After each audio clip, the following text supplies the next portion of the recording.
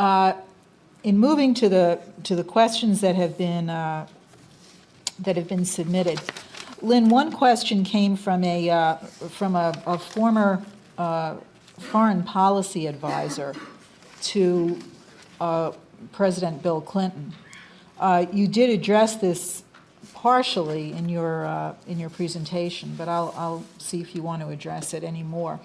He says, Mr. LaRouche, recent elections in Russia have been described in much of the American press as a setback for Russia. Some leading Americans, including former Vice President Gore, has said that gains were made by a faction of the former Soviet political spectrum that he has described as reminiscent of National Socialism. One of the representatives of that grouping, a gentleman by the name of Glossiev, has appeared as a guest at conferences that you hosted in Europe. Can you give us a more detailed view of what actually occurred in the Russian elections? Well, there's always a few caveats in a situation like that, but what the process is this. Russia has made a transition from being a victim of the Bush administration and the Gore administration, that is under Clinton. You remember Gore, interestingly enough on this question, and I think the questioner knows it, Gore was involved in 1996 in the election campaign of Boris Yeltsin, then president of Russia. And Gore was involved in a group, a gangster organized crime group called Golden Ada, in arranging the funding of the Yeltsin re-election campaign. So Mr. Gore has no right to make any criticism of Russia today. Gore is one of the problems of crime, a supporter and accomplice of crime, which is the problem which the present change in Russia was aimed to eliminate. So Mr. Gore should shut his mouth. I think it would be better for all concerned if you just do that once and for all. Maybe you should whisper to Tipper or something if he feels like talking. But this guy is bad news. All right, now what's happened is this. Russia was systematically destroyed, as the Soviet Union and Russia, actually in a process which goes back to the early 1980s, in which I was involved in this. I had, from 1977 on, I had become aware, even before then, 1975, that the Brzezinski crowd was aimed for a provocative nuclear confrontation with the Soviet Union. I got some of the details of what they were up to.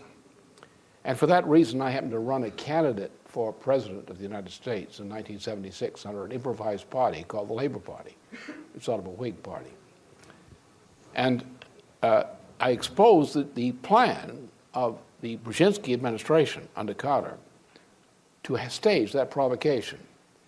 My exposing that succeeded in doing several things. First of all, it stopped it, because the exposure caused a chain reaction in various circles who recognized what was going on. It was stopped. It also made me a target of Brzezinski and company. They wanted to get me killed for doing such things. But then when Reagan became president, or was elected, because of a certain personal contact I'd had with him, I met with his people who were assembling their new administration before the inauguration. And the point was for me to just make a list of my wish list of suggestions to the incoming government as to what I thought ought to be done. And among the things on the list was a proposal for what became known as the SDI. I've been working on this since 1977 on what the idea was that if the United States and Soviet Union could agree on the development of certain technologies which existed scientifically, that in itself would not prevent a nuclear attack, but the fact that they agreed to develop such systems would change the policy away from mutual and assured destruction to a new policy. And this would work particularly if we would use these technologies, which had multiple use, shall we say, to develop developing countries as well as benefit for, in terms of military application. Reagan, who, apart from all his other problems, was actually a Roosevelt Democrat by breeding, was struck on this thing. On economics, he was unreachable. You couldn't touch him on economics. He was just gone. But on, and also, of course, he adapted to Truman and the right wing in Hollywood, famously, in the post-war period. But on this thing, he agreed. There has to be an alternative to this kind of thing. So I was then put in a situation of back-channel discussion with the Soviet Union on exploring this possibility. Reagan, at some point, I don't know exactly what point, I think about January of 1983, finally decided to go with it and had a meeting with people to make sure that he would say in his speech, it was a 5-minute segment of a March 23rd, 1983 speech, that he would say in that speech exactly what I'd been saying to the Soviet government in the back-channel discussions. He said it. Well, Andropov turned it down. Yuri Andropov, the General Secretary of the Soviet Union at the time. It was dangerous because Andropov was part of something rotten. And Gorbachev was part of the same thing. The connection to Gore was there already because Gore was a creation of Arm & Hammer. And Arm & Hammer was a combination of American, Soviet, and British agent, all in one. Had been ever since about 1919 or something like that. When his father was in the jug for abortion, and he went over to negotiate with Lenin and became then a triple agent of the United States through Morgan, the Soviet Union, and the British monarchy. And Gore was a protege and a creation of Arm & Hammer. So Arm & Hammer's connection to the old Soviet system and his views on the matter is tied to this. I mean, this guy is practically, you know, he qualifies as a Soviet agent. In the old days, you put him in jug as a Soviet agent. But he was actually an Arm & Hammer asset. So Andropov was part of a group, like the Gore group, which were out to steal. And they set up a system of Andropov, who moved from Hungary in 1956 from the foreign ministry side of the Soviet system into the KGB side, set up a kindergarten of young Soviet talent, including Berezovsky, for example, who were sent to training by the British and sometimes by the Americans, but usually the British, in Western financial methods. These guys, already at that time, seeing the Soviet Union as a lost cause, were plucking the chicken.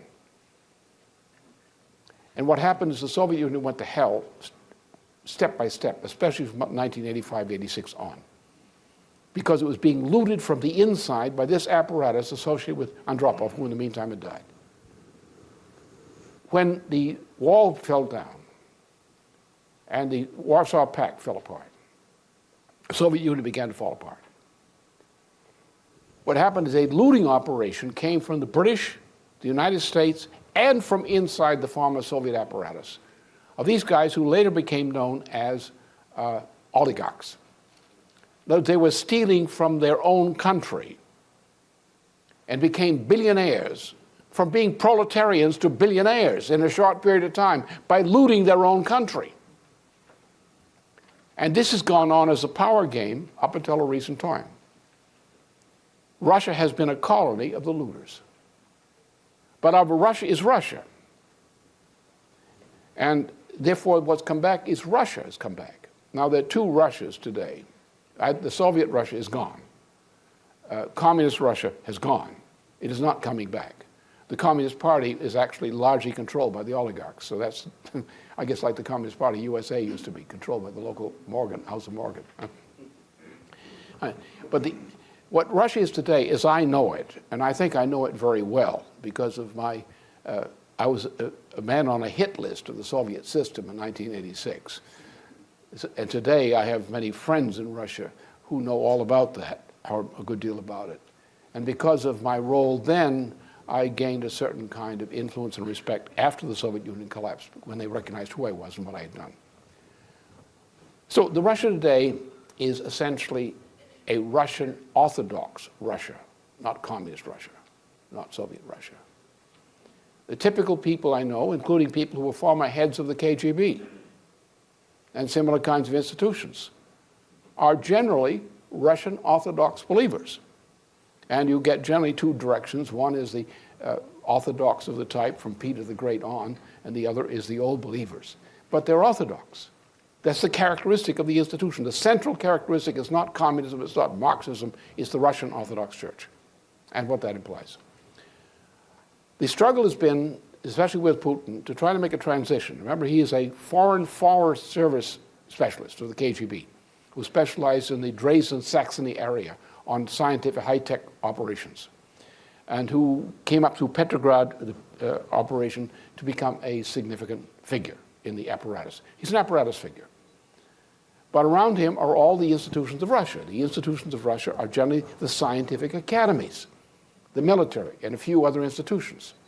These are predominantly dominated by Russian Orthodox believers, close to India, special relations to China, and so forth. They have been determined to get their country back. The Russian policy of Putin has three directions to it. One, cooperation, if possible, with the United States. This is a Russian instinct. Once the Soviet Union was a power, together with the United States, if the two former great powers can get together, maybe the rest of the world will have a chance. That's policy number one. Policy number two is close cooperation with Western Europe, especially Germany, France, and so forth, in the development of Eurasia. It means the China policy, the India policy. Clear, that policy. Third policy, if Cheney remains in power, or what he represents in power in the United States, then Russia will be prepared for thermonuclear war with the United States. Three policies. Now, we in the United States have to decide which we want. Do we want nuclear war fighting against a whole group of nations, including Russia, with some very sophisticated weapons, China, India, and some other countries? Do we want, several years down the line, that war? If we don't, what do we do? We talk to the Russian government on those terms. If you simply tell the Russian government, assure them that I'm going to be the next president, we won't have a problem. This is a fact, a simple fact. Why? Because my relationship with this is, I was recognized as a genius by leading circles in Russia because of my work in economics on what's called the science of physical economy. And they recognized that I had been right where the Soviets had been wrong. And so a whole section of the academies, the scientific academies, welcomed me. I mean, for example, in 1996, I was invited to a meeting in Moscow with a group of celebrities of the Russian system. It was a public meeting. It was videocast at that time. And the purpose of it was to signal to President Clinton that what I was offering as a policy of cooperation with Russia and so forth was something that they were offering to the United States, using me as a figure who represents my own policy, and they're simply endorsing what I'm saying as something they're interested in. Unfortunately, because of Gore and Gore's influence, especially, that things came against me and against that policy with Clinton. Other things developed the same period. So we lost it. But that's still the same thing. Glaziev, for example, I was invited by Glaziev when he was finance minister of the Duma, of the Russian government. I was invited to give a presentation to the Duma. And this was a major event. And I laid out in there and other meetings we had in Europe and elsewhere, laid out my policy. And that policy is the direction in which he's going, his circles are going, which is the direction I propose. That's one example of a number from around the world of what happens if I'm president. And this is the policy which I tried to, shall we say, persuade people around the Clinton administration to adopt. It's the right policy today. Now, in this case, don't sit back and say, what are they going to do? predict what they're going to do. No. Why don't you take a hand in determining what they're going to do? Why don't you do the thing knowing you have the options when they're offering something which is in our interest? Why not accept it? And that's the way to look at it. What's going on between the Duma elections, there will be a change in the composition of Russian politics. It's already started. The day of the oligarchs is begone. And that's what these guys are screaming about. They want to steal. Now, they're going to a second phase in March, when the presidential elections occur in Russia, in which Putin will be running for re-election. It looks as like he might make it, the way things are now. All right. That means that by the end of March, the world situation will change for many reasons, including the present financial crisis is onrushing. It will also change because the Russian process of change, of direction, of government, from what the day of the oligarch will have been completed. And you will now see a new Russia with new commitments and new orders, and the ideas which Glaziev represents, and where I have a lot of agreement with him, will be the ideas coming from there. Russia is now, the role of Russia will be, under those conditions, cooperation with Western Europe, based on relationships, Germany and France in particular. Cooperative relations between Western Europe, China, India, Korea, and Japan, and so forth, across Eurasia. This is the Eurasian development orientation. That will be the policy of Russia as of March of this year.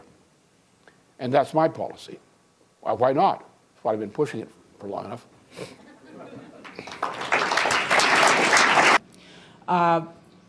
I'd like to now take a question from the studio audience. I'd like to call to the microphone a woman who is very familiar to residents here in D.C. for her consistent leadership over decades, both in a long term that she served on the Washington, D.C. School Board and as the Democratic National Committee member from the District of Columbia, Barbara Letts-Simmons. Barbara?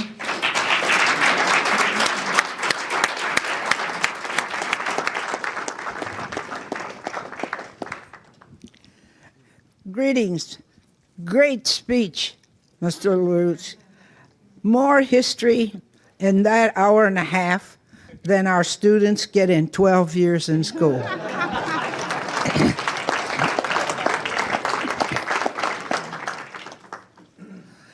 And I want to thank you for being on my Educationally Learning radio show last week.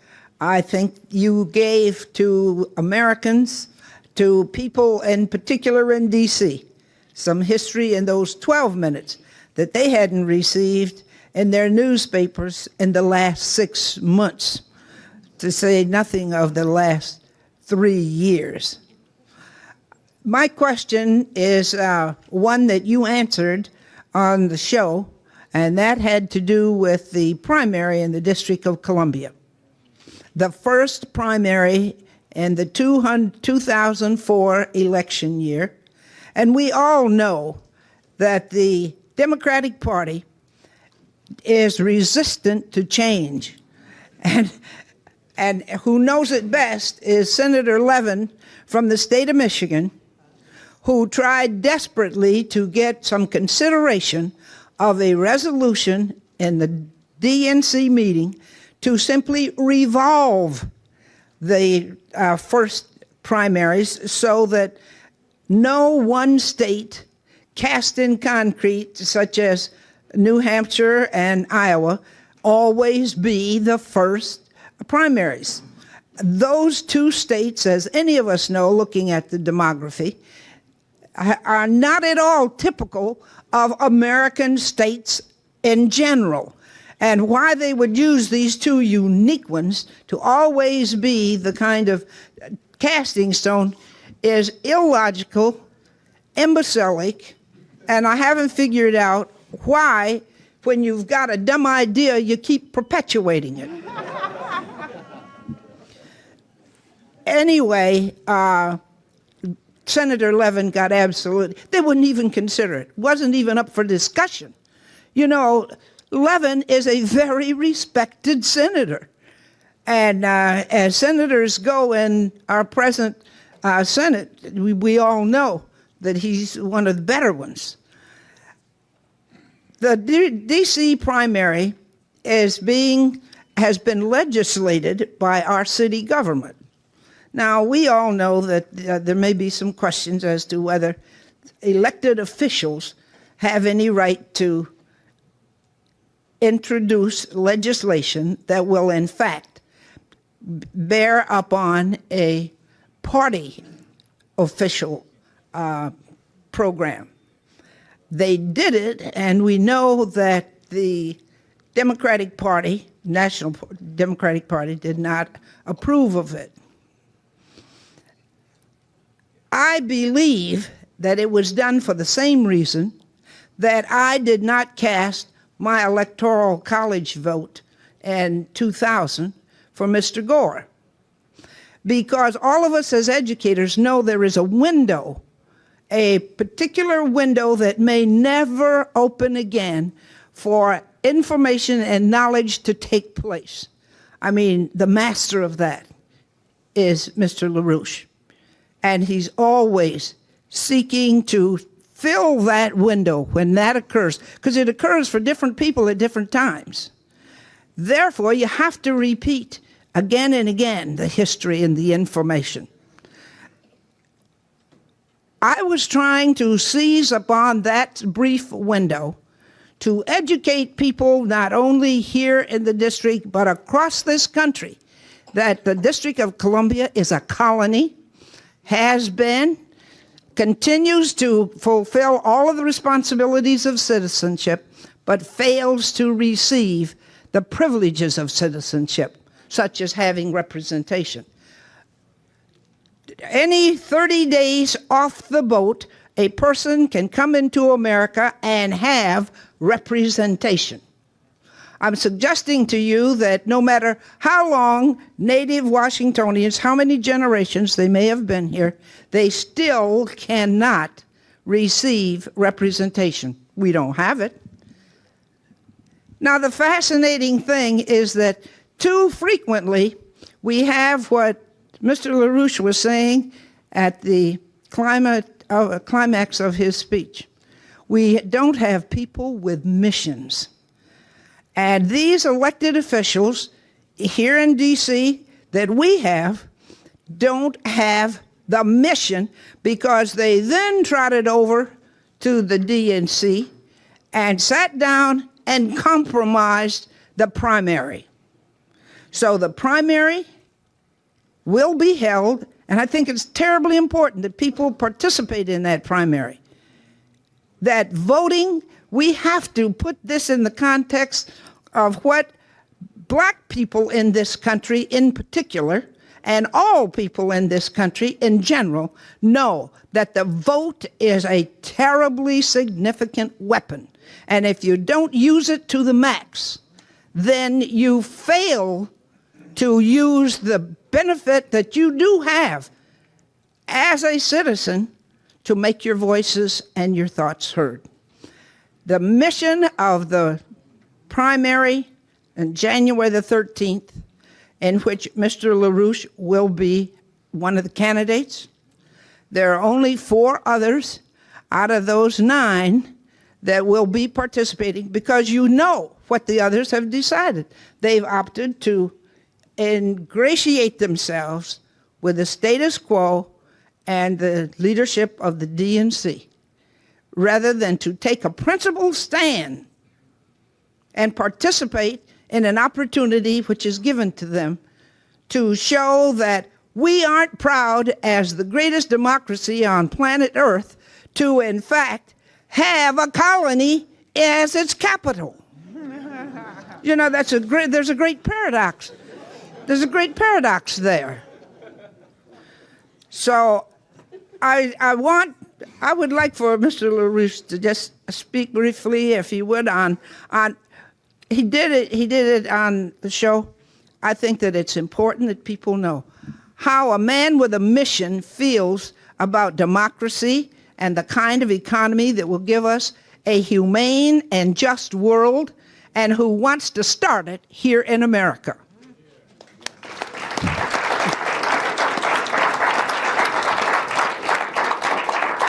There is something I would like to say to that, which, in addition to what I've said, that in the case of Philadelphia, where we were invited to help the mayor defeat John Ashcroft there in the mayoral election, what happened was Harold James, on the 22nd, the evening we had this meeting, discussed this, and he asked me if I was committed to do something. I said, absolutely, it's a go for me. So he put together with others a package, and I sent my requested statement on the matter to a meeting that was held in Philadelphia.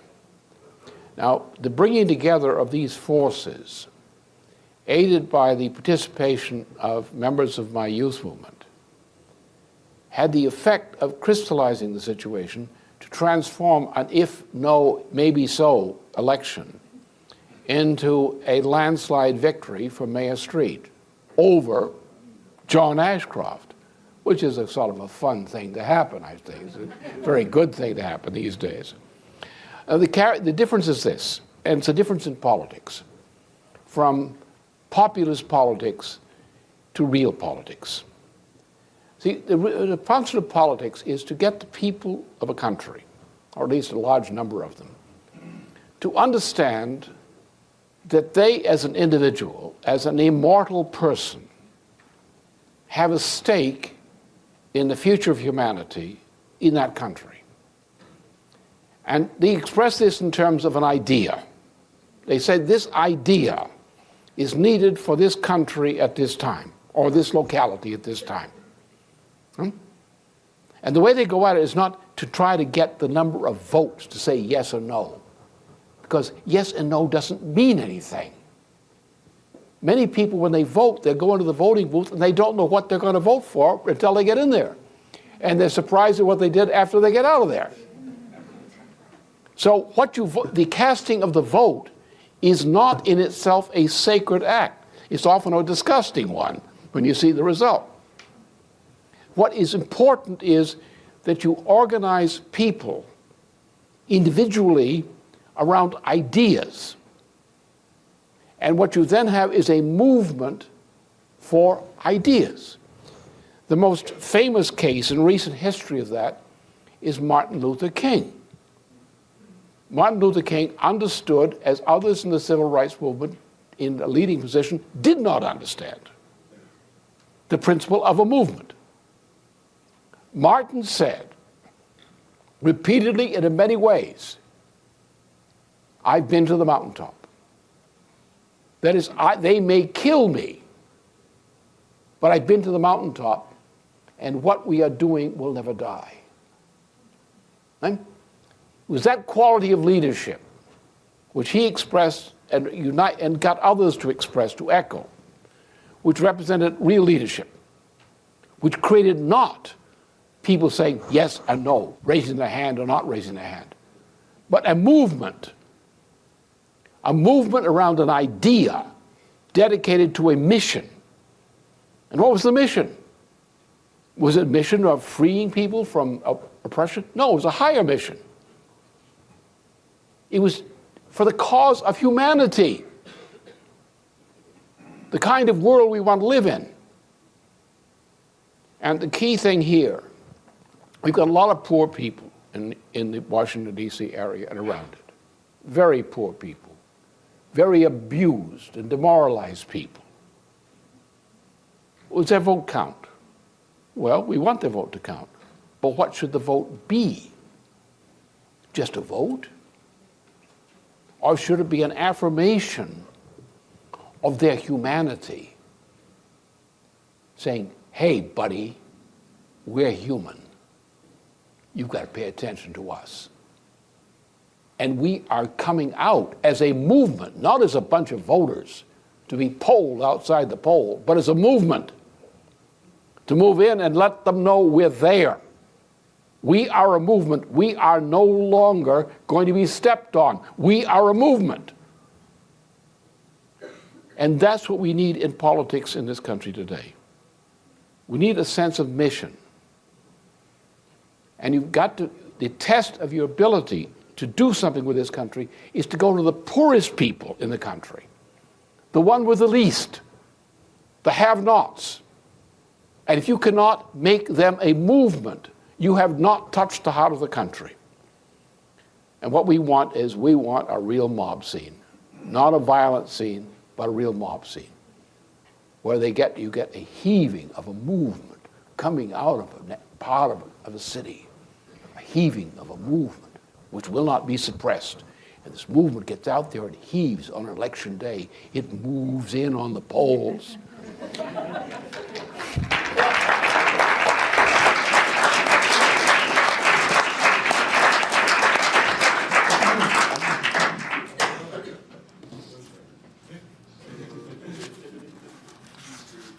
The next question was submitted by State Representative Eric Fleming, who's here somewhere. Mr. Fleming is a representative in the state legislature from the state of Mississippi. And his question to Mr. LaRouche is the following. He says there's been talk at the National Conference of State Legislators Conference that was recently held here in D.C. about reestablishing state infrastructure banks to improve our nation's transportation system. What are your opinions of such a plan? Is it viable? Well, we've got to talk big. Our state banks are fine. We do want to go back to the idea of the state-regulated public utility as a place which the federal money and other money may come in to get a project done, but then you want to recycle that money. And you invite people into it's like building a house. You get a construction loan, and you build the thing. And then you take the thing that's completed and you turn it over to another agency, which in many cases could be a state utility, set up as a utility under the kind of utility laws we used to have. And therefore, that should become managed in such a way and regulated in such a way that it becomes a safe place for which people can invest money, which banks can put savings, like savings banks can safely use that. It's predictable. So what we need, however, is we need federal money. Now, federal money means essentially this. In the United States, we can do it under our Constitution. Ours is a republic which is unique in this planet in terms of its constitutional character. Our federal government, with the consent of Congress, can create credit. That credit is chargeable to the account of the federal government's authority to print money, to emit currency. Right? So the government uses that power to create credit, which goes through special channels to designated purposes. We have a national purpose in terms of rebuilding infrastructure. Look, power generation and distribution. We have a shortage, a collapse of that around the country. We need it. So why shouldn't we have state utilities on a state basis? Why shouldn't the federal government mobilize the funds for the construction phase and the support of this and let the states manage it under a federal guidelines for regulation? Right? And back it up. Yes, we should do that. But the point you have to recognize this. We're talking about recovery of the United States means we have to create a commitment to create credit in the order of not less than $4 trillion to turn this economy around. So little projects on a state level won't do it. But if the federal government mobilizes our national resources to create credit in that order of magnitude for capital funding for projects extending over some years to come, we can then generate the added employment, the economic activity, which will bring the country back above break-even. Look, at least today, at least 47 states are bankrupt in the United States. That is, they cannot maintain their obligations as states by taxation or similar sources of funding. Yeah? without depressing the economy further by withdrawing that amount of money from the economy. Therefore, the primary thing we face in the United States on each state level is to bring the level of employment and production up to the point that the states can function on a break-even basis in terms of standard living and so forth. Therefore, the mission, however, is beyond the state's ability under our Constitution. The state cannot create credit the way the federal government can. So the federal government's function is to create enabling legislation of the type that can be not longer than 6 or 7 pages of federal legislation, enabling legislation. Put that through. Provide the credit for the states for approved categories of projects. Then the creation of state authorities and the participation of state resources, local resources in such utilities, yes, will work. It absolutely will work. But we need to have the federal government committed on the federal level, not with the usual babble in the Congress, but with the kind of Roosevelt-style legislation. Go in with a simple piece of legislation worked out between the President and the Congress to get emergency legislation through the way Roosevelt did with his problems, the way he handled and turned around the Reconstruction Finance Corporation. Get that kind of thing through. And then go to the states under that enabling legislation, and believe me, you won't have any problem. The states will come really quick to grab that money or grab that credit and say, well, here are the guidelines, gentlemen. What do you got? Put your proposal before us. And we'll support it if it fits these requirements. So therefore, yes, I think what Eric has proposed from this group is very plausible thing, because if we get some specific recommendations of what groups like that are thinking about, now we've got something to talk about in terms of, on the one side, we're pushing for, one thing, as I said, this $4 trillion credit line for this kind of thing. Now let people come in on the state level or groups from states and suggest what they have in mind, and then get back to the state governments and see what we've got. Because you'll probably find, if you look through the archives of federal government and state government and some other places, you will find all kinds of things are sitting there which are valuable points of reference of something which has been thoroughly researched. I mean, you're going to build a railroad. You've got to know a lot about the land you're going to build a railroad on. So you can dig it out of these archives and say, let's put together actual concrete programs which then can be incorporated under a state charter with federal support, and we get the job done.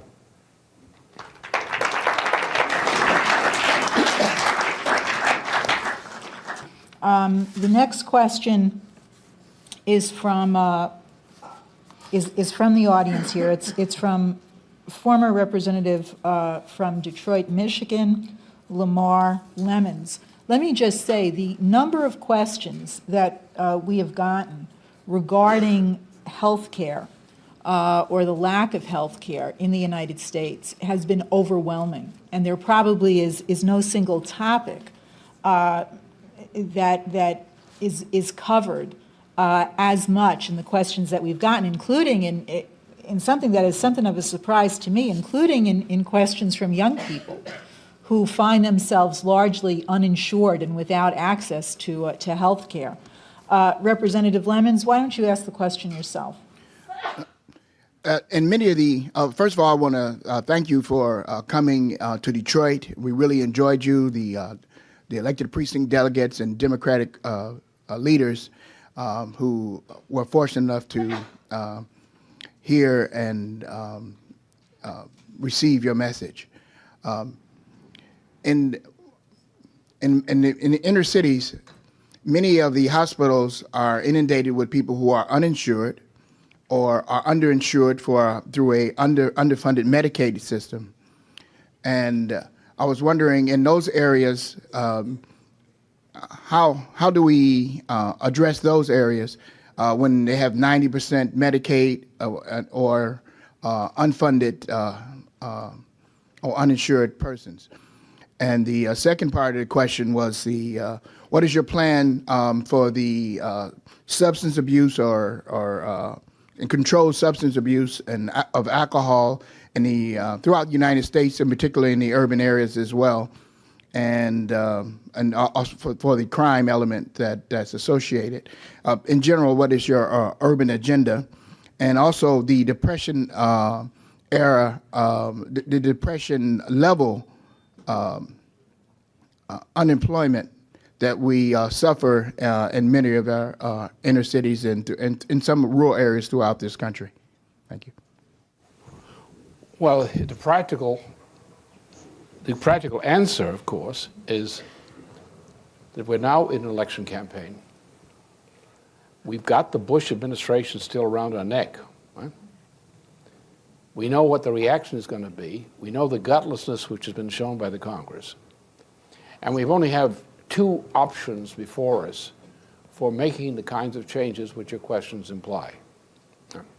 First, as I indicated at the beginning here today, we've had approximately 48 to 50%, I don't know what it is at the end of today, but collapse of the value of the dollar relative to the euro since the euro was established. And this rate of increase or decrease of the value of the dollar is accelerating rapidly. So therefore, we can be hit on almost any week because you're dealing with a bubble. And the question is, the guy running around with pins, and there's this balloon. And the question is, when is the pin going to connect in the right way with the balloon? It's going to go off. You don't know when. It might wait longer. It might come sooner. But in general, it will be soon. So we have 2 points. That's point number one. Point number two is the point as we're getting into the Democratic convention and the election. And then, of course, beyond that, the January inauguration of the president, which I intend to be participating in a significant capacity. Now, so at these points of crisis, things come on the agenda which can become, in a sense, undeniable. The juggernaut hits the wall and knocks the wall in. Right now, you would say, with the Bush administration and the Congress and its temperament, nothing in these directions on the state or federal level would happen. Nobody would do it. But if we are prepared, if our minds are clear, if we function as movements, then we're prepared to start pushing immediately. By pushing, we do this. First of all, don't lie to people. Don't say we got this gimmick, it's going to solve all the problems. It will not solve all the problems because there's an intervening step that has to be taken before anything is going to get solved. Say, we have to create a movement for immediate, urgent action on these questions now. What you have to do is use the frustration of people to take them out of being frustrated, despondent, pessimistic, into a sense, we are now moving. They've got to see people around them moving around these issues. Then they will be able to keep the morale up. And if we know that within a reasonable period of time, the opportunity will come up to do something about these things. Either the early crash, some other catastrophe in the world, which prompts it.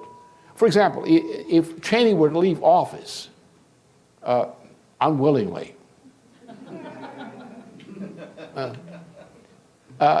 and he take the neocons with him, this would make a change because not all Republicans wear horns. There's some of them who don't like what's going on with the, so therefore, with the pressure coming on, like the farm state Republicans, for example, tend to be much more responsive on some of these issues than the fuzzy guys. So it's not an impossible situation. What we have to do is essentially think in terms of the planning federal enabling legislation on each of these things. For example, let's take the case of health care, which is probably the most unifying issue, a domestic issue in this country today. It's health care. More people are concerned about that in a more anguished way than anything else. That's why the D.C. general thing is so typical of what the national problem. If you turn D.C. general around, you would turn around the country's idea of where we're going with health care. So what we need there is very simple. First of all, cancel the HMO law.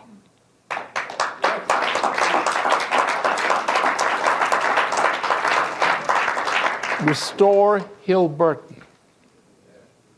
and create a transition enabling legislation, not $87 billion to be paid to Cheney's friends in Iraq, but enabling legislation in the form of credit for the reconstruction of a national health care system according to Hill-Burton precedents as principles.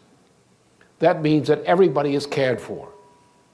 You're now committed to that. Now you've got doctors who, because of malpractice insurance and other things, are out of practice. We have institutions which are closed down. You have doctors which have gone to restricted practice because they can't afford the so-called malpractice insurance costs for certain kinds of risk areas in medicine. So therefore, this has to be taken care of. But what we need is, in that area, very simple legislation. Employment. We have to have a national employment policy, which means a reemployment policy. Take the case of, say, the Michigan area. You had a lot of people who've left there entirely, but people who did represent part of the industrial capacity of the United States and agricultural capacity. Therefore, we have to have specific objectives for specific areas as to what a national employment policy means. We have to get that as a movement thing. These things must become movements with very specifically targeted focal points. Yes, the states cannot do certain things. They may be able to help a little bit, and if you get some pressure on, maybe you'll squeeze some of that help out. But basically, it's going to come from the federal government. We have to reorganize the national financial system and the national credit system. What we need are movements of people who are concerned who will come forward and say, we need this in this area. We have to organize people around that. The way Roosevelt did, the way the Roosevelt movement did. People would say, we need the project, like the WPA projects would come in, the CCC, so forth. We need the ideas as to how we're going to match what we know we can do on a federal level with the needs in each area. And there should be a constituency body which is campaigning for it, but there has to be a national coordination as to purpose. So we go together for the common federal legislation which will enable this, and then we have to follow that up with the implementation level, which is done by crafting it with the people in the relevant areas. Because we want it, we'll do it.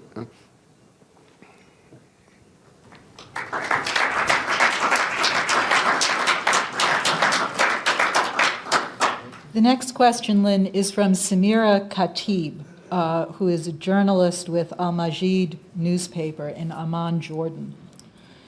She says, Dr.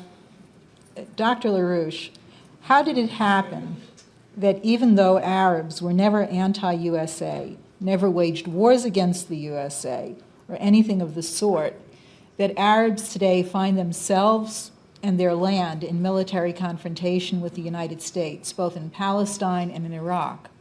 Why did the United States suddenly take an anti-Semitic, i.e. anti-Arab, since all Arabs are Semites, stand for the past 60 years, beginning with the famous slogan, quote, pay $1, kill an Arab, in the 1950s, to thousands of movies, documentaries, newspaper articles, congressional laws, etc., all designed to demonize Arabs back at home and then here in the United States, and the military occupation of Arab land as the situation is today.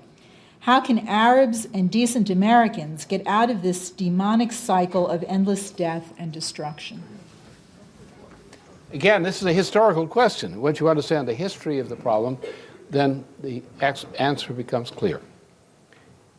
The conquest of India by the British East India Company set into motion certain policies which had their precedent in places like the Inquisition in Spain. Remember, the first persecution of Jews in a very vicious way in Europe occurred with the Inquisition's role, the influence on Isabella I, in the sudden expulsion of the Jews from Spain. This was the first step toward Hitler, and it had about the same effect. Though this policy was adopted by the British of playing, as the Romans had done, others had done, they studied this, how to play the world by making targets of certain groups of people and stirring up this kind of hatred as a way of controlling the population. Remember, the essential thing about the state is, what is the fundamental interest of a nation, of a nation state? Fundamental interest is the interest of the people as human, not animals.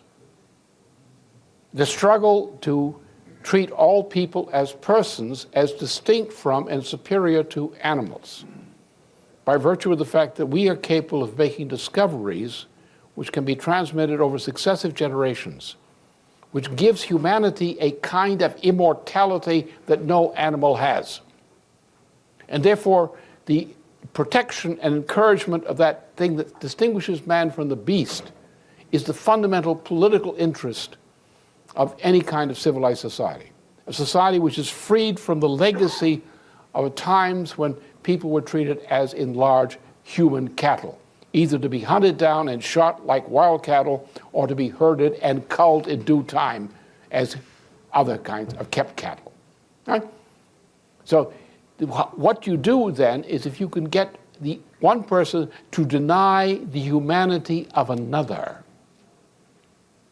you take away their humanity. Because the common thing we have that binds us together is we're human. The common interest is we're human. Therefore, we cannot do to a human being that which implicitly denies the sanctity of human life. Once you cross that border and say, yeah, we're all for us, but here's a target. This guy is an animal. Now, what the Spanish did, look, the Spanish, particularly in the 16th century, but actually beginning in the 15th century, the Spanish said, Jews are bad, kill them. Right? The Spanish said, Moors are bad, we'll kill them later. Right? The Spanish said, black people are not human. They're animals. Therefore, they are predestined to be property. That was the policy of Spain and Portugal, who organized the international transatlantic African slave trade and continued in the business. The Spanish, apart from the period of Charles III, continued in the slave business into the late 19th century. That they did to the Mexicans and Peruvians, for example. They said they're Indians. They're irrational. Therefore, we have to treat them as human, but they're irrational. Therefore, they have to be herded like human cattle. And that was called peonage. The great struggles in Mexico, for example, were between these 2 points. You had, within the church, the Catholic Church, you had the priests who were dedicated to the people, and the priests who were dedicated to the idea that the peons were subhuman, and the blacks were merely cattle, animals. Right? That's what the trouble was. In the United States, what was the problem? The same kind of problem. Where people lose their humanity is where they see somebody else as less than human. Now, if you want to turn man into a beast, cause him to deny another person's humanity is the first step.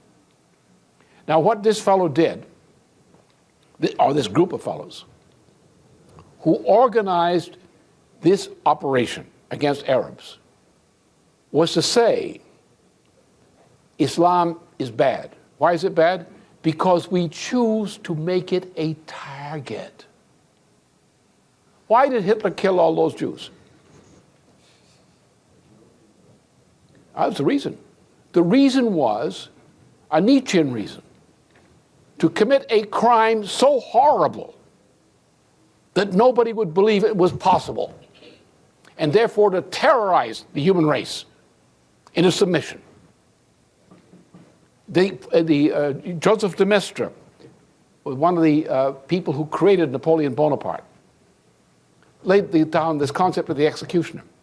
Commit a crime so horrifying that people will submit and love you and kiss your feet as if you were Arnold Schwarzenegger or some beast like that. Right? Then you control them by fear, by causing them out of fear to deny their own humanity toward some other person. And by denying the principle of humanity, you deny the humanity in yourself. And now you're on the road to behaving like a beast. The purpose of this targeting of the Arabs was done in order to organize war, to find a demon to kill, to find somebody to shoot at, so that we, by shooting at them, would deny our own humanity, and then we are prepared to become beasts and behave like beasts. So there is no reason, like the Jew who died in a concentration camp in Poland, there was no reason for him to be killed. He had done nothing to be killed for, especially killed in that way under those conditions.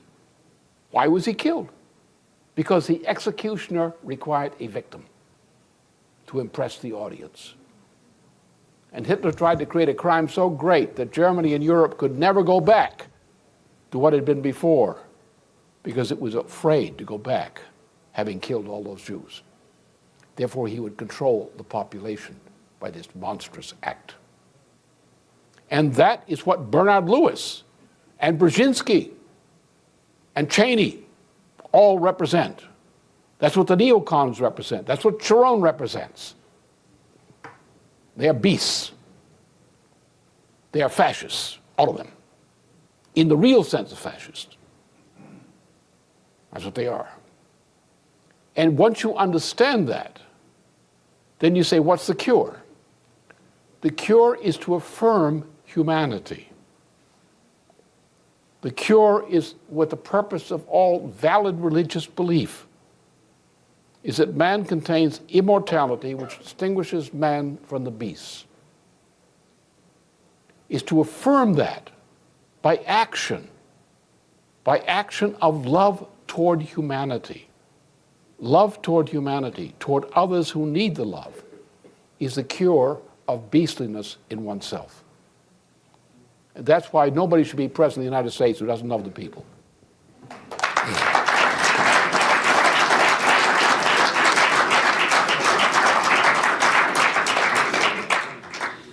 We've gotten an unusually large number of messages from around the United States, from local Democratic officials. Some of them are people who hold party positions. Some of them hold local office. I'm going to read just one of them because they're all along the same vein.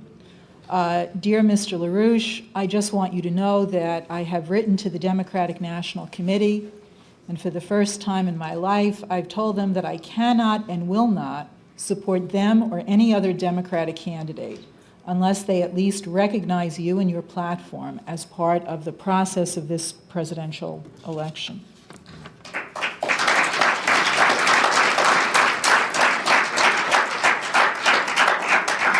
The next question is from Senator Joe Neal of the great state of Nevada. He says, Lynn, we're faced with a national flu epidemic, and the news media has reported that we have a shortage of flu vaccine. What does this say about us as a nation? I don't know if President Bush would understand that. Obviously, it's serious. I mean, this is part of the hospital problem. I mean, the hospital is not the medical care. The hospital is simply an essential part of the medical care. It's the focal point of it. But the lack of medical care, the lack of the production of vaccines, the lack of just public sanitation. Well, for example, how about things like nutrition, for example? Look at the American. I have seen in the United States people a flourishing of obesity and incidence beyond anything I recall from earlier years. Where does this come from? It comes from many things, including bad diet. Now, for example, if you get home late at night and you're hungry, after being parked on the superhighway most of the evening, you get into your home and you stuff yourself with something, and you become obese by these habits. You eat junk food, which is not good for you. So you do all kinds of things to yourself which are bad for your health, which weaken your resistance. You don't exercise properly. You should walk more and drive less, for example. Out running may be bad for your kneecaps in the long run, this trotting and jogging. But the point is a healthy life, which we used to have, a much more healthy life in the ordinary course of life, the lack of adequate medical care, the lack of facilities. I mean, to run out of a vaccine these days, after all we know about the production of vaccines, why would you run out of vaccines? Keep the price up. And to keep the profits up. See, the way you would do it, if you want it serious, you would always produce a surplus of what's required. Because you always have to have an available surplus, because an emergency means you're going to run out of whatever you thought you needed. So therefore, you always have a backup supply, which you maintain in fresh, good condition for dealing with such things. And that's our problem here. We're dealing with, I said in the address I gave, the healthcare. We've got to look at healthcare as a unit. It's not a doctor, it's not a hospital, it's not this. It's all these things that go together, which are part of a national security. And we have to treat it that way. We have to have, just as you have an army, even when you're not fighting wars, you don't organize an army once the war has started. You better get it done first. Just so your health care must be prepared to deal with the problem before it arises, and must be adequate to deal with an emergency when it arises. We've known this thing is coming. We've known these cycles. Why aren't we prepared? Because somebody wants to make a buck or a profit? Or because somebody doesn't care? Or because somebody thinks there are too many people?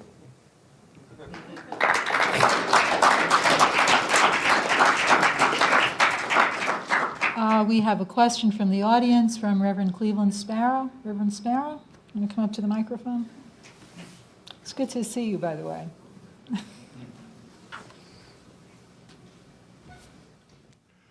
Yes. Dr. LaRouche, I'm just delighted to have the pleasure to be here and to hear you again. I've been listening to you one way or another, I guess, for around 25, 30 years. And I've always been impressed with your foresight and the wisdom that you've displayed among the people, as has been said earlier today. I just would like to mention one factor in reference to a delegation from Washington, D.C., went to the United Nations in New York about 3 years ago.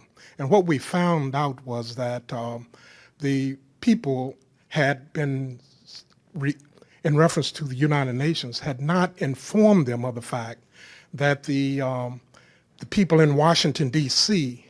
did not have the right to vote for their representative in Congress. Of course, we have the right for our mayor, city council, and so forth, but not the right to represent. But what we found out that this is a problem not only in Washington, D.C., but that around the world, 185 communities of 1 million people or more, like in Washington, D.C., do not have that proper vote. And in follow-up in reference to what you just said, in reference to starting a movement, what do you think could be done to address this specifically in the United Nations? Well, the United Nations has a big problem. I saw it, for example, in 1975, or actually 74, 75, we got involved in it, in an effort to have a resolution presented through the facility of the Non-Aligned Nations movement on a just New World Economic Order. That resolution, which we had proposed and others had joined with us in proposing, was presented and adopted in August of 1976 at Sri Lanka, Colombo in Sri Lanka. But it was voted up. But then, when the United Nations meeting occurred in the autumn, only one person from the Non-Aligned Nations movement was still supporting that resolution. That was my friend Fred Wills, who was the foreign minister of Guyana, who presented a speech, but nobody else supported it. They'd all been intimidated or bought off. So the problem of the United Nations was that it is not yet responsive to those kinds of things. There may be some people, the President Kofi Annan may be responsive personally on this kind of thing. But you see the Mugabe thing in Zimbabwe, the same kind of problem. Someone just said, let's take the case of Zimbabwe, it's a good example of this. Here you have a country which was formerly the most oppressed part of South Africa as racist. It was Northern Rhodesia. Right? And the savagery of the Anglo population was beyond anything generally in other parts of South Africa.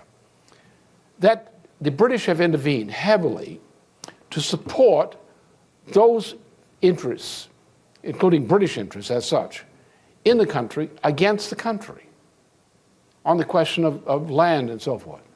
Nothing happens. And what happened, most nations submit to that great injustice. And they demonize Mugabe. Typical of what goes on. That the United Nations does not yet effectively function. Why not? Because the United Nations is controlled. It's been controlled through the Security Council in two ways. For a long period of time in the post-war period, the great power division, communist versus anti-communist, controlled the United Nations. And anything else happened on the basis of an agreement or disagreement between those two blocs in the Security Council. When it comes to the question of the rights of nations, such as an economic question or justice for an African nation or some other poor country, the problem is the international financial interests intervene, like a great power. And so the people are allowed to speak, but they're not allowed to, or given the facility to act, to push on an issue like that. Now, even discussing an issue like that among a community of nations through a forum like the United Nations itself can have a great effect in affecting change. Sometimes you don't actually have to vote for something to make it happen. You just have to make it such a hard issue that it happens, particularly questions of justice. Like, you know, if enough people raised hell about what the British did with the case of Zimbabwe and Mugabe, that itself would change things in Africa. But there is not an efficient constituency for justice in these matters in the United Nations. So the question is, how do you change it? My view is this. From the standpoint of the United States, if the United States, as a great power, as we will make it a great power again, so once we get rid of this little ugly thing we have in Washington now, that we will be then in a moral position, together with the influence we have with other countries in the world, to deal with problems like this. We can appeal to the conscience of the world if great power supports the conscience. And therefore, issues like that don't have to be legislated in many cases. Simply, you create a consensus. And if great power supports an idea which has the innate support of people, that consensus, so supported, will generally make its way, especially in the world now. I mean, as I said, we no longer have a world in which great conflicts are legitimate. They're not legitimate anymore. We're a bunch of nations. We each have to maintain our own culture because that's the way we function. That's the way we have to function. But we are one community of nation states which ought to be united by a certain set of principles which we share in common. Therefore, we ought to be able to govern ourselves as individual nations and groups of nations in that manner. We do need defense in case somebody goes wild and goes out of control. But apart from that, there's no need for conflict. We need to get away from a Hobbesian conflict-oriented situation into a point where power is used not to deny people the right to deal with their issues, but power is used to protect people who wish to raise those kinds of issues.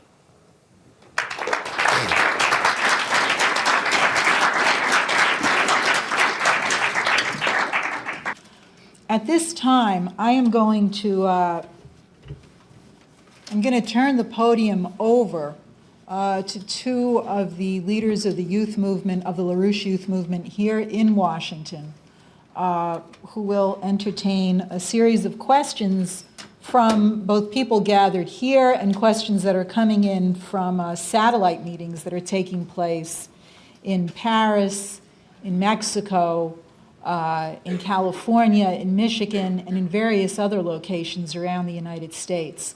I'm going to ask Delonte Bess and Matthew Ogden to come up here. And I'm going to hand the podium over to them for a little while.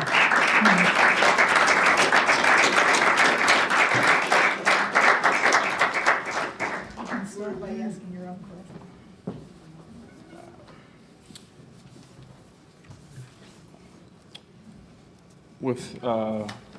With that said, this powerful presentation Mr. LaRouche gave. One thing to key on is this question of what he put forward as a movement, particularly as he eloquently went through a youth movement. And the fact that right now, we have to put forward our minds as young people on how we're going to create this movement here. So we're going to open up the questions and open up the floor for the young people. The first question, I won't call on myself first, is Petra from the LaRouche Youth Movement from Sweden. Hello, Lynn. Since I'm from Sweden and I work in Europe in the youth movement, my question is, how can we in Europe, first of all, support your campaign here in the United States, but also work in an efficient way? Where should we sort of set the course in Europe for the future? Well, my principle, of course, is a foreign policy and economic principle, is that the time has come to realize an extended version of what John Quincy Adams defined as the community of principle among sovereign nation states. At that time, he stated that objective as a strategic objective for the Americas, that as soon as the United States had the power to do so, it would kick the British and the Habsburgs out of the Americas in order to let the people of the Americas have their own sovereign nation states, and the United States would defend that sovereignty. The point was, at the time, in 1823, the United States did not have the power to enforce that against both the British and the Habsburg interests. But we committed ourselves to do so as soon as possible. In 1865, once we had won the Civil War, we told the French to get out of Mexico in a git. Napoleon III, this was the beginning of the end for Napoleon III then, when he was no longer useful to his British masters because the United States kicked him out of Mexico. And then the United States sat back and let Juarez get rid of Maximilian, in a rather rough manner of speaking. But the policy today of the United States today, when you look at the world as reality, we have, in European civilization, we have certain common features of understanding of the nature of man, despite the differences. And therefore, we can argue about these issues, understanding what we're talking about. When you go into Asian society generally, the same principles do not appear on the surface in the same way. These are different cultures with different cultural backgrounds.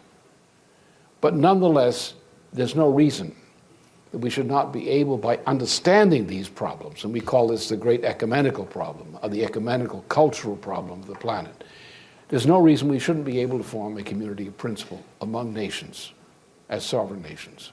We don't need to have world government because we want to have the situation in which the member of a society is able, through their culture, to actually understand the ideas they're dealing with, not simply repeat the words as dictated by somebody else.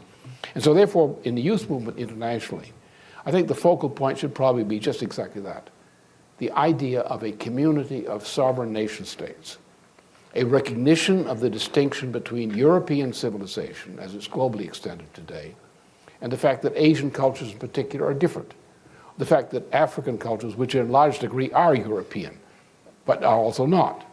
That these are the ecumenical relationship among nations. Therefore, if you are a member of one nation, you have no problem in having economic fraternity with people of other nations, and therefore a community of principle of sovereign nation states, trying to define together the common principles by which the planet should be ordered.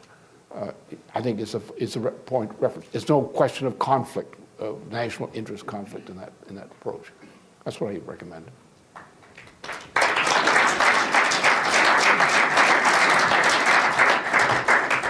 As some of you know here, some of you here were actually there, we had a town meeting at the Martin Luther King Library this last Monday, and it was completely planned and run by the LaRouche Youth Movement.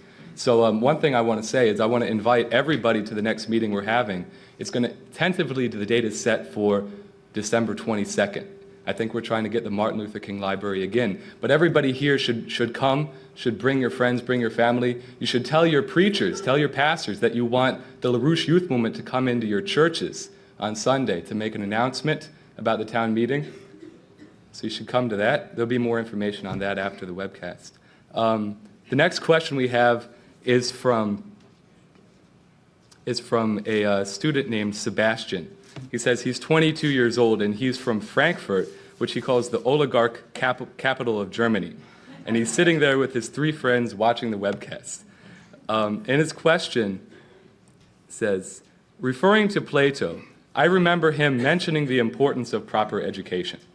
As the President of the U.S., how are you going to handle the problem of brutal action and horror movies a la Arnie the Beastmaster himself, and musical degeneration of hip-hop and rock music like Eminem and others nowadays? Would you prohibit these and ban it from our culture? You don't have to. You have to understand one of my great predecessors, a French ancestry also. Mine's only partial, his is more complete. Francois Rabelais. You can also, if you don't understand Rabelais, if you speak Spanish, you can read Cervantes, including Don Quixote. And what you sometimes do is you have loving ridicule. And if people can, if you have the attitude of giving people an option, a place of refuge from ridicule, then you can ridicule safely. Say, you wouldn't believe a thing like that, would you? You wouldn't do a thing like that, would you? So I think sometimes that's the way of getting it across. But more seriously, with a sense of humor. The key thing in all education and all communication is a sense of humor. Why? Education without a sense of humor is not an education, it's a bore. Why a sense of humor? Because that which distinguishes man from the animals, an animal does not know how to tell a joke. In a real sense, because what we mean by this kind of humor. The nature of language, as I've gone through this, given these lectures on this subject, you have these 3 factors in any utterance, in any language. You have the explicit statement, which by people who are insufficiently educated will look it up in the dictionary to understand the words. If you believe the dictionary, you'll believe anything. The second thing is the actual context in which whatever you're saying is situated. And that's always different than the words you're using to identify the context. You're referring to the context and you're using words as a pointer to refer to the context. But there's something different there. And that difference is an irony, sometimes a metaphor.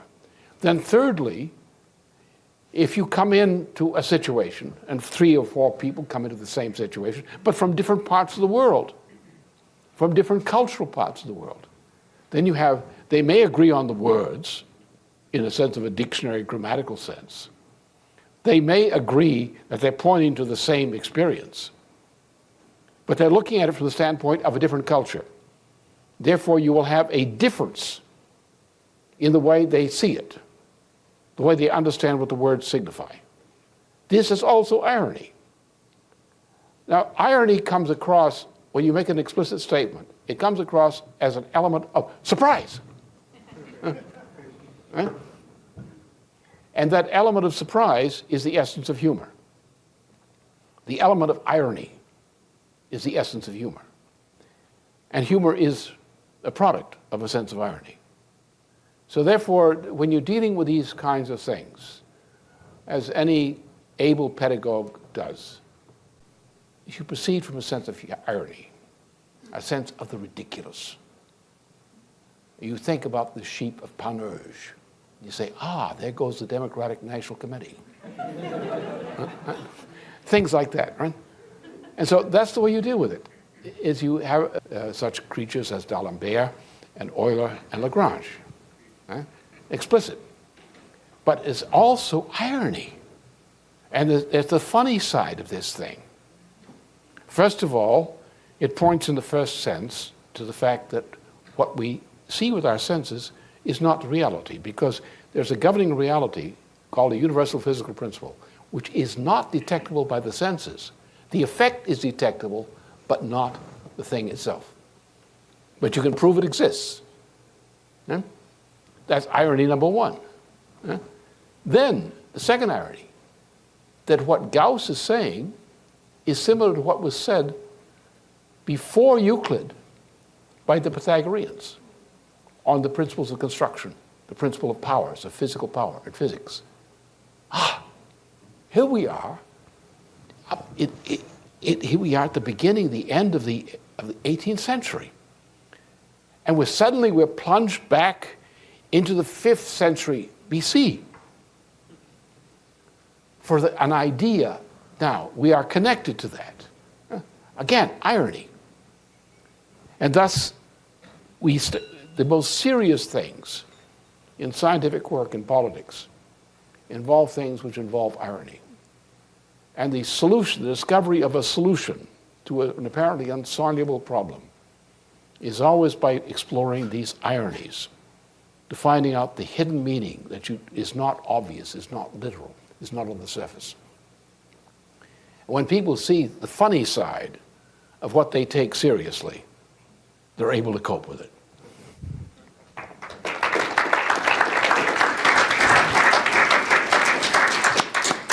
So we're going to shift back to the audience and call up a young man from Philly by the name of Danny Sturman. How you doing, Lynn? I've been around the youth movement for about 30 days now. From my brother, he got me to join, and his girlfriend Michelle. But I had a question in reference to your quota about how many youth movement people we should have and why exactly we haven't been meeting it. I was wondering, it was somewhat off of the question of the culture nowadays of the youth. And I've noticed a lot of, if you've walked into a lot of the youth movement offices, you'll see that a lot of us come from a counterculture of some sort. And I thought that it'd be a good idea to maybe go into where they're hanging out, maybe a concert or something, because I see it as a bridge. Because, I mean, these people are saying to rebel, but they have nowhere to go from once they say rebel, you know. They just say rebel to what? Anarchy, but that doesn't get them anywhere. So, I mean, I just wondering if that might have been a good idea to help get more people out for fighting what's for right. Well, you know, take the case of music and the use of bel canto singing as an example of how to deal with this kind of situation. What does it do? First of all, most people don't know how to speak, let alone sing. And matter of fact, there's a relationship between the two things, the two deficiencies. That when people discover that there are principles, which are demonstrable principles, of the way the human singing voice works in the so-called bel canto method, then someone who's croaking like an ugly duck and calling it their entertainment suddenly blushes and says, wait a minute, how do you do that? And then if they understand how you do that, then that experience will tend to cause them to stop croaking like ugly ducks in the past, as they did in the past. And therefore, two things. You have, first of all, it involved what's going on inside you. Are you croaking like an ugly duck inside yourself? If you are, you're going to have difficulty in dealing with other people's problems. If you have a sense of beauty, of artistic, scientific beauty, and if you radiate that, and if you engage people in participating and enjoying that, then they enjoy it. I mean, it's like, you know, finally the baby says, hey, you mean I should change this diaper? You convince them that it's possible to get rid of that terrible smell which makes them unpopular with their neighbors. And that's essentially it. The elevation to a higher level of looking at things makes people blush and say, no. What are you talking about? I don't know anything about that. Oh, I got over that. I grew up. I stopped it. So, I mean, the key thing is setting an example. And the key thing, especially with young people, is a sense of beauty in the most general sense. You know, you got people coming out of adolescence in this wandering, never world between childhood and adulthood. It's the great area in which suicide becomes most common, adolescent suicide, which is sometimes in frustrating situations, it becomes a syndrome among young adults as well, because of the circumstances of today. And as you get into this young adult phase, you're capable, in particular, of having a sense of beauty of what human beings can do, or what, if you're a responsible human being, you might be able to accomplish and cause somebody else to accomplish, or lift somebody else up who's depressed. And this, I think, is the best way to deal with these things. Not just denounce them, because it's purely negative. There has to be a positive element as well as a negative one. Yeah, it's a problem. You know, it doesn't sound good. That's terrible. But could try this. So the constructive suggestion aimed at trying to give that person a sense of beauty. And once people get a sense of beauty in that sense, they don't want to go back to the other stuff.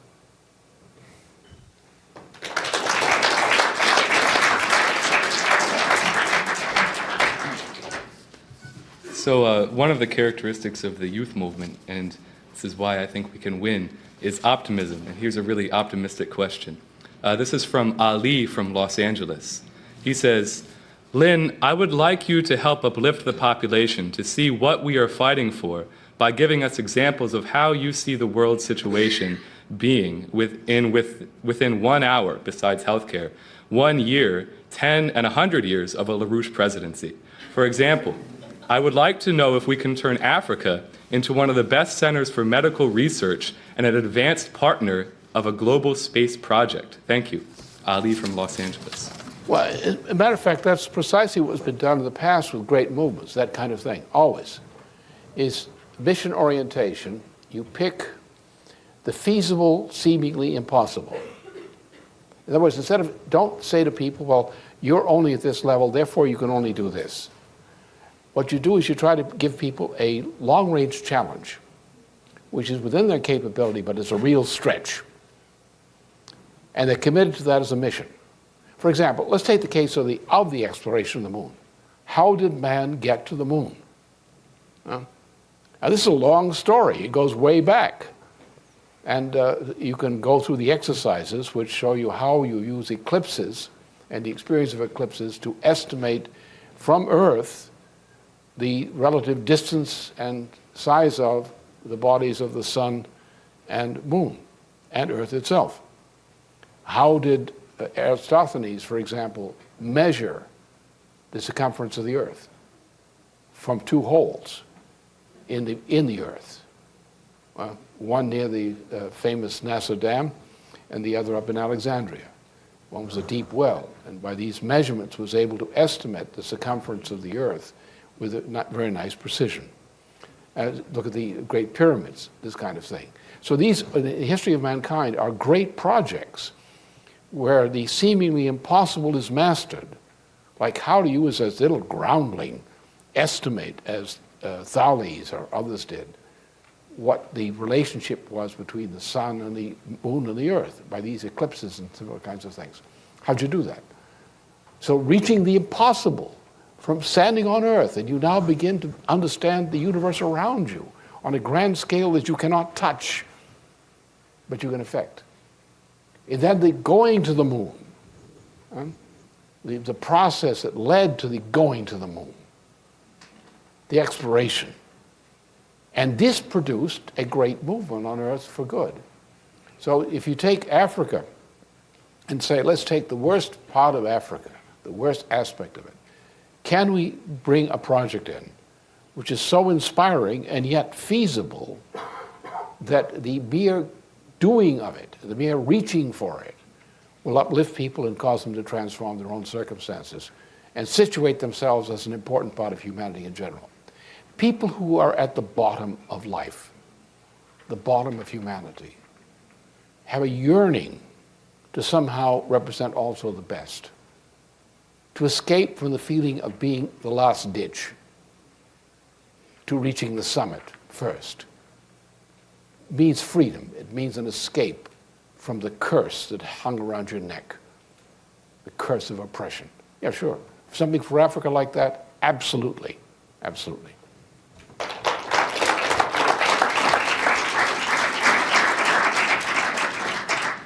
Next few questions is from our friends in Detroit. They ask, number one, do you have other members running for Congress either in the House or the Senate as a LaRouche Democrat?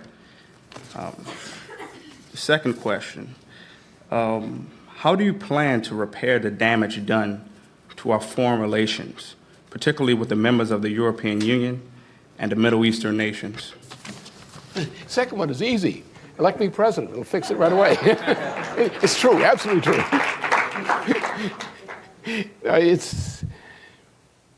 We don't have much of a problem in these cases. I think it's the answer to the first question is rather obvious.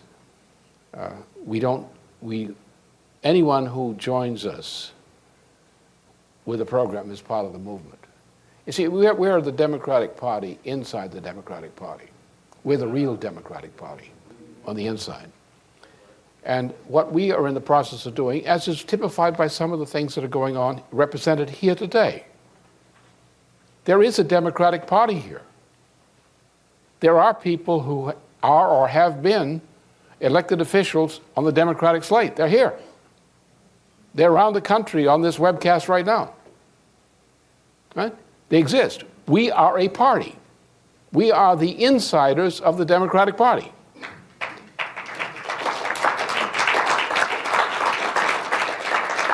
We are trying to bring our brothers and sisters into closer understanding with one another that we are the same party. So yes, we do. We have the people we support, the people we work with, to a common purpose. We're working within the framework of the Democratic Party. And we're not hostile to Republicans who decide to cooperate with us either. Right? That's what we are. That's the way to look at it. Don't look at it as we're going to have some little shop that we're going to run. No. We're all going to die. So what are we going to take with us? What are we going to leave behind? Are we going to create the kind of political machine in whose hands this country will be safe when we're gone? So anybody who's engaged in that commitment and looks at things that way and is in the Democratic Party is one of my fellow candidates.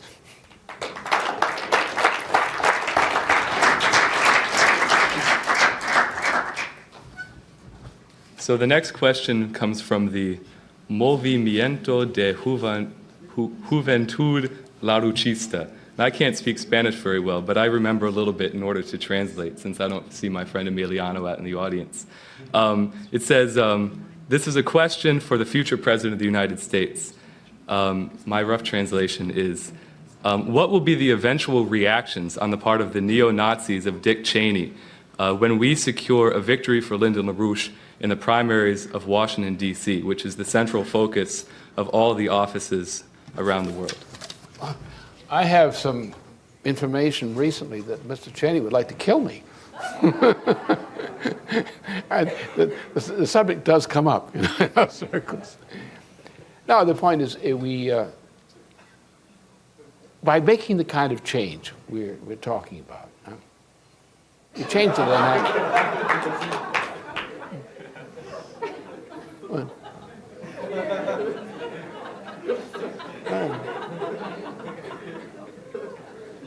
Yeah, but it doesn't show his tail.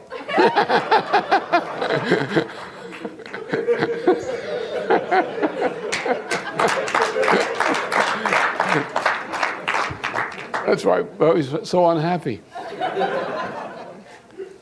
So he stepped on his tail. Now, you know, there are forms of evil in society which at one time seemed formidable. But once they're toppled from power, they become pitiful.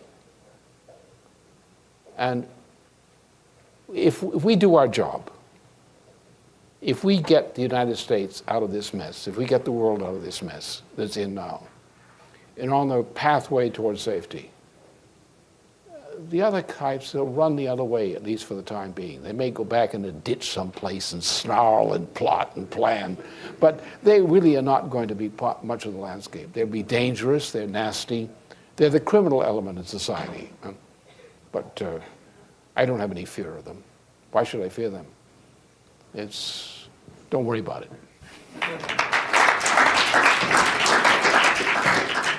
So we have a ton of questions from the World Wide Web. I'm going to just ask the audience members, if you have a question for Mr. LaRouche, you can line up at the mic in the back, and you can ask him anything you want.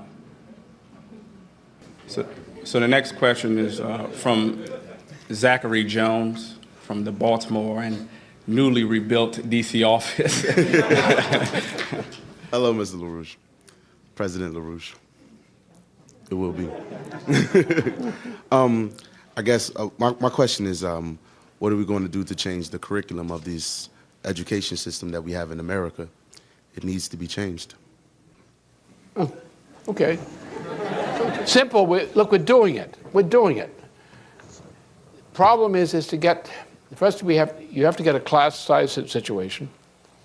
We defined it. You have to have this 15 to 25 bracket of working groups, which act like, essentially they function like a class, like a university class. And the point is that to understand ideas is not, you don't understand ideas by being able to pass an examination by writing the right words down. See, an idea has a certain existence. And it becomes obvious to you as an existence when you share the process of generating it with other people that you're interacting with, like a platonic dialogue or a good play, well done. So you want to create a situation which is a play situation, play in two senses, that a class situation which is like a play. It's a dialogue. It's an interaction among people who have not yet settled upon what the answer to the question is, but they're kicking it back and forth, trying to form an idea. And as one thinks they've got an idea, they're kicking it back with the other, and they're seeing how each other thinks about this thing called an idea. That's one aspect of it. If you have that kind of situation, then is play in the sense that you are playing in the way children play, but on an adult level. It's adult play. So you're playing in the sense of if, and so forth, as opposed to just simple direct task orientation around ideas. And this is something that you enjoy. It's something you should enjoy in the same way that you would enjoy a good performance of a great drama. You sit in a theater. What you're watching is one class called entertainment. But you're watching a great drama. It moves you. Are you doing anything? Are you moving your hands? Are chairs being moved? We hope not. But you're in a form of play called entertainment. But it's not play, it's something more. If it's a great classical drama, it's also an experience of history as presented to you by some craftsman who is a great composer of drama and presented by actors who are professional actors who know what to do with the material in their hand. So therefore you're going through, on the one hand, the form of play, entertainment. You're sitting there, you're fascinated by the experience of the entertainment. But you're also receiving an idea which is embedded, a real idea of real life, of real history, conveyed to you by the medium of the play. And so therefore, to create a situation, which is why I've specified this, that you have to create a situation like a good classroom, a good university classroom, not more than 25 people, not less than 15. That gives you enough so that you'll always get stimulation around any question. Whereas if you get a smaller group, there may be no stimulation. It's not so large that you exclude people from participating in the exchange of ideas. And therefore, we should have a mission orientation about youth work, which is saying that working on the streets or working here or doing this and working in the classwork is one and the same thing. It's two sides of the same thing. The streets are reality. The play is about the reality. The classroom is a place where you work out the play to understand the reality in the streets.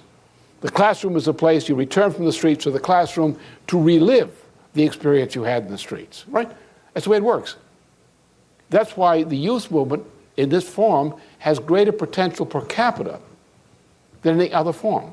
That's why this youth movement is the most effective political force per capita in the United States today. You saw what happened in Philadelphia, what happened elsewhere. This youth movement, organized in this way, represents the greatest, most effective political force per capita in the United States today. Therefore, building this kind of youth movement means you're going to change America because you've got the force to do it with.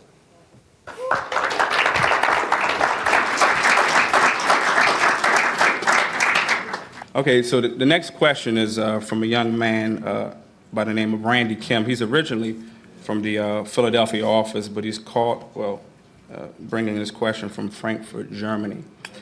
The first question is, how would you concretely change the educational system so that it isn't so linear?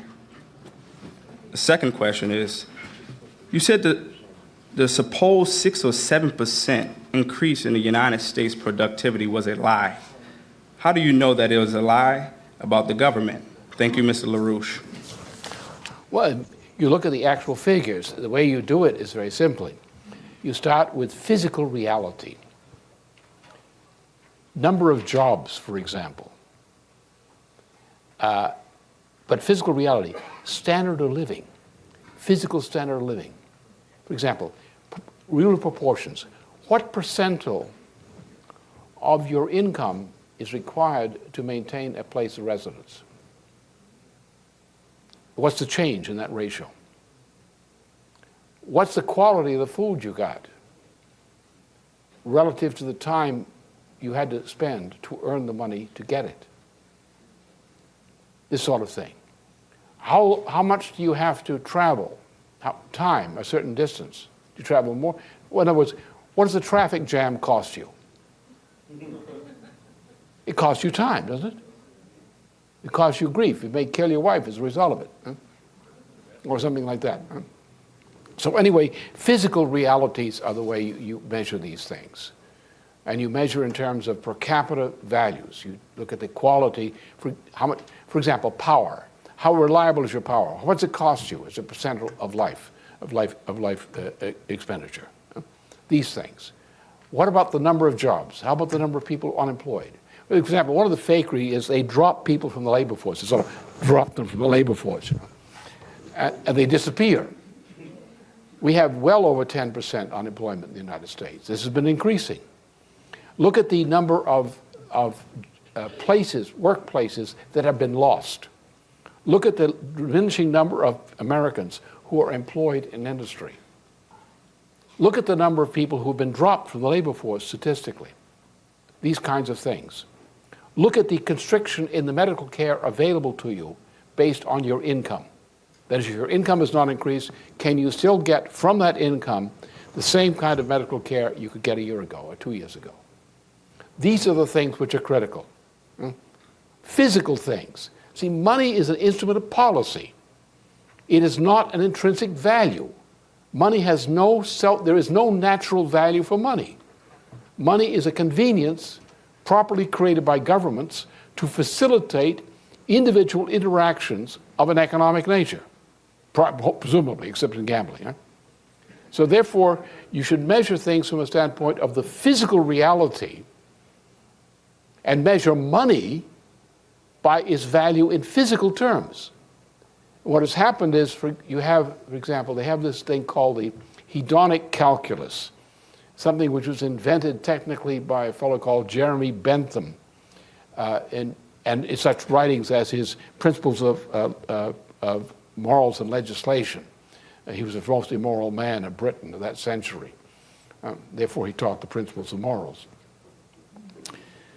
These kinds of things. And these are the things we use all the time. That's what we do with our charts and so forth, is exactly that. And in the use of the hedonic calculus, that is the quality adjustment factor or index or whatever they call it at various points, this is complete fakery. You'll have 20 to 30% fakery in hiding inflation. And the greatest factor now in terms of measuring economy is inflation. Don't you know it? When you empty your purse to buy something, don't you know it? Or when you can't afford to buy something today you could have bought yesterday, don't you know it? When you're piling on credit card debt that you're paying off and therefore you can't eat as much, don't you know it? So these are the kinds of things, the physical realities of this situation determines that. As a matter of fact, the only significant thing which is a factor in any increase in productivity in the United States in a recent period was making missiles to replace the ones we used up in the Middle East. And armaments of that nature. What we're spending on arms spending on war, needless war. But internally, the number of factories is collapsing, the number of workplaces is collapsing, the percentile of employment in existing workplaces is collapsing. A couple of weeks from now, that figure will come out. These things will come out. This country is gone. It's gone to hell. And the world is very similar. That's what the situation you see in Germany, for example. That's what Schroeder's problem is. Schroeder's faced with a terrible situation. The German economy is collapsing. Some would say it's growing, but it's not collapsing as fast as the U.S. economy. That's why the euro is worth probably 45, 50% more today relative to the dollar than it was when the euro was created. You look at the current account deficit of the United States. That's the money we're not paying for what we're consuming. Look at the national debt of the United States. Look at the tax deficit of what government liabilities are as against tax revenues. Look at all these kinds of ratios. They tell you more or less what's going on.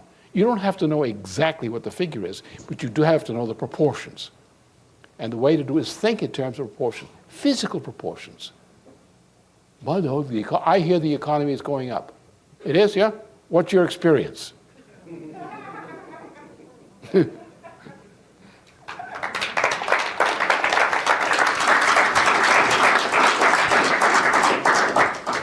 take a question from the audience. Hello, Lynn. This is Brian from Philadelphia. I just have a question about leadership, and how can you evoke in youth, also your fellow youth organizers, a sense of mission? I mean, there's certain times when you're organizing, or in the organizing day, and you look around and you realize maybe you have a sense of where things should go, and some of the fellow organizers don't, and you want to bring things back to being focused, but you don't want to just turn into your mother and yell at people, right? So you know that if you're fellow organizers, so they have adopted a mission, but it's a question of evoking that in them and not doing it in a sort of Kantian, well, we should do this way. And I guess this also relates in the same way we'd be organizing on the campuses. You want to do the similar type of thing. So I use an example of that, the case of the Mona Lisa of Leonardo da Vinci. I made an observation which shocked some people, but they recognized I was right. What's the secret of the Mona Lisa? She has no secret. What's the secret? Is she ceasing to smile, or is she beginning to smile? Another friend of mine, in response to that, said, yes, like the discus thrower, the carving of the sculpture of the discus thrower. Is the discus thrower approaching the end of his stroke, or the beginning of the continuation of the stroke? In other words, he's moving toward the most extended position in throwing the discus. Are you seeing him at the moment before he turns in the new direction, or are you seeing him in the instant after he turns in that direction? And what you go like this, right? Huh? The maximum distance extension. And this is in great sculpture and painting, you get that, this sense of irony. Huh? Now, once you see that, you look at the thing, the Mona Lisa. What's that mean? What's she doing? What's she thinking? What's she laughing about? What'd she swallow? Then you get the point. That what Leonardo has done, which is typical of classical sculpture and painting, is also true in music. The great thing in classical performance, we get John Sebastian to demonstrate it to you, perhaps, if you're very good to him. In performance, what you do is you take the points of transition, points of suspension, of transition. Now you play the thing straight, it doesn't work.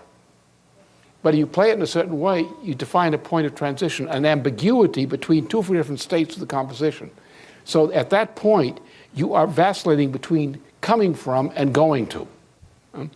Now take a drama, a classical drama on stage, and you create suddenly a tension in the audience where it suddenly is revealed that something is going on that you didn't anticipate. It begins to become apparent. That moment of awareness is tension. Now, therefore, now let's take the Platonic dialogue as an example in which that situation arises. Because the Platonic dialogue is a form of classical drama. Plato was a study of classical Greek tragedy, and he introduced the element we call the sublime into classical tragedy, just as Schiller did in a more explicit way later on. So now you get the element of the sublime. It's located in the dialogue of Plato. Everyone has this in it. Like the Theaetetus, the discovery, the boy's discovery of this principle of the squaring, doubling of the square. There's a moment, a magic moment, so to speak, which suddenly, this is no longer just a story, suddenly this, it's got you, and you've got an idea. When you deploy properly, as with 4 or 5 or 6 people in a deployment situation as opposed to 1 or 2, by that way you're turning a street into a classical stage. And you're having an interaction between people passing by and the 6 people on the street. Now the guy or the girl or whatever passing by suddenly at a certain moment turns, and she's no longer trying to avoid these strange creatures who are impeding her progress. Suddenly she turns around like that. Same thing. So the question here is the training is to study how classical art works. Because classical art shows the secret of social relations. That's what it does. The laws of social relations. So you discover something in one sense as the mind's relationship to nature, the individual mind's relation to nature. But then when you try to cooperate with society to apply these principles to nature, what are you doing? You now create a new dimension of principle. What are the principles by which human minds are able to understand, recognize ideas among them, and act in concert on them? And that's what classical drama represents. Great tragedy represents. Great music represents the same thing. Always that principle. And therefore, what you do is you study this. You try to master some aspect of it. You struggle with it to understand how it works. Now you say, I want to create a beautiful situation on this sidewalk. I don't want to create an account. I want to create a beautiful situation. Here's this poor guy coming along. He's probably miserable. And by the time he leaves us, he's going to be happy. Why? Because you create a situation in which he can recognize something, and you help him, in a sense, but to come to his own independent recognition. Do you mean that? Is that what you're saying? Huh? That's the magic moment. And it's just a sense of, if you have a sense of the classical art, the classical domain, the non-plastic as well as plastic art, you get that sense of it. Now you are a master of the sidewalk.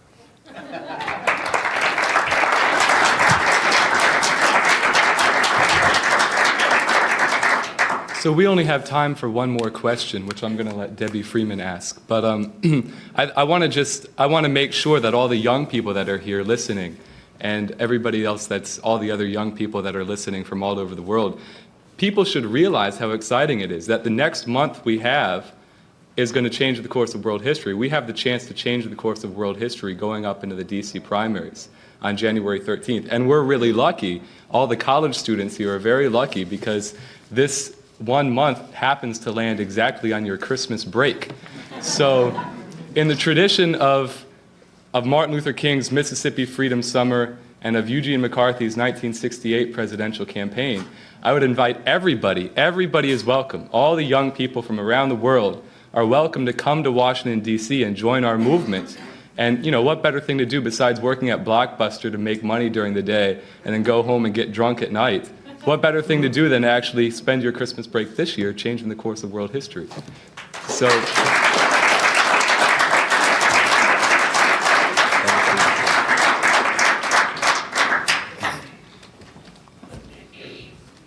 please join me in thanking Delante and Matthew for chairing this.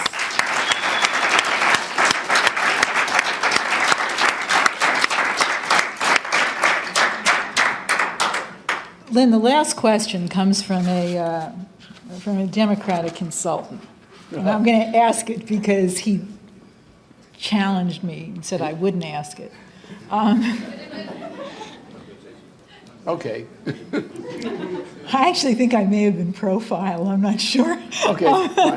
The question is, it says, Mr. LaRouche, I've watched you deploy young people in two slightly different campaigns, one in California, one in Philadelphia. In each place, they were deployed against a Republican opponent, and they did a very effective job, so effective that some people think that it was part of a clandestine cooperation between you and the Democratic National Committee. He says, I wish that was true, but I know it's not. He said, Debbie may not want to put you on the spot by asking you this, but I'm going to ask you anyway. It appears to me that the tactic that you're employing now in the DC primary, and I assume in future primaries, is that what you're saying is that if the DNC doesn't come around and do the right thing and include you in the discussion, that you simply plan on turning this election upside down. Is that what you plan on doing? No, what's going to happen is this, is reality is going to strike. That any part of the Democratic Party that doesn't get with reality is doomed. Not by my hand, but by their own. If look, in terms of what counts, not deep pockets money, but in terms of contributions and support from individual citizens, that is in terms of the equivalent of street support, I'm second ranking among the Democratic candidates of the whole field right now. Now, I also represent nothing but, from a standpoint of the Democratic Party, a revival of the Franklin Roosevelt approach to a crisis of a similar type. That is supposed to be the Democratic Party. That is what most people believe the Democratic Party more or less corresponds to, despite the so-called suburban strategy, which is really the sewer strategy. But that's, anyway, the suburban is a nice term for sewer. Right? So what happens then to the Democratic Party if it continues to exclude me? It dies. Because there's no one, if I'm not running as an acknowledged candidate of the party by the party machine, then none of the candidates will ever make it. That's why this strange poll said, of the candidates who are running, acknowledged by them, by name for the Democratic candidates, each and all would be beaten by Bush. But an unknown candidate would beat Bush. Huh? That's what it amounts to. If they don't vote for me, or don't include me in the process, they are dead meat.